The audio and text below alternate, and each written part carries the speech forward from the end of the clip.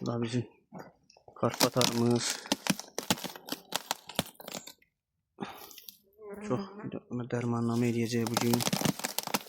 Çok süper arıdır. Buyur. Su verme lazım değil. Bu Karpat. Nobilerini kesip atacağım. Her arıdan biri.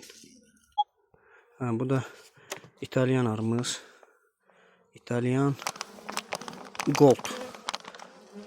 İtalyan indi Ligustikanı da seçeceğim. Arının bal vermeyi onun bence yani gücündendir. Bu İtalyan biraz yemi çok yiyen arıdır. Ona göre böyle yem vermişik, yeyibdi.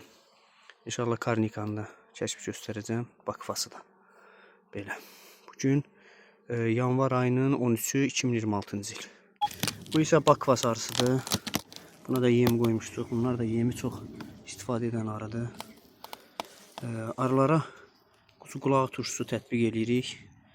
Arılarda yani kurtsuz olduğuna göre, kurtsuz dönemi olduğuna göre, vaxt olduğuna göre tətbiq edirik ki, inşallah arılarımız sağlam çıxsın. Arının sağlamlığı da ki, göz qabağında. Bundan sonra ise sıra Karnikadadır. Ve İtalyan Lugustika. Artıq İtalyan Lugustika arısının ağzını açdıq. İtalyan Lugustika, böyür yeşik. Çok klas bir arıdır. Yani arxanada 3-4 tane olmasına baxmayaraq əlat. Çok güzel.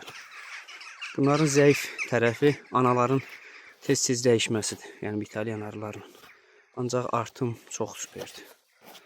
Bundan sonra sıra geldi Karnika Pernir'e, bir de Karnika Trozik çeşitlerini edeceğim.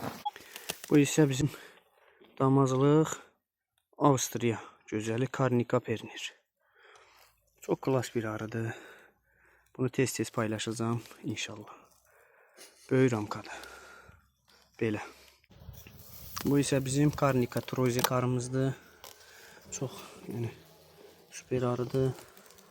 Bugün hava istiydi deyə arı demək olar kələfdən biraz çıxıbdı. Karnika Trozik. Karnika Kristin de var. Onu da çəkəcəm inşallah.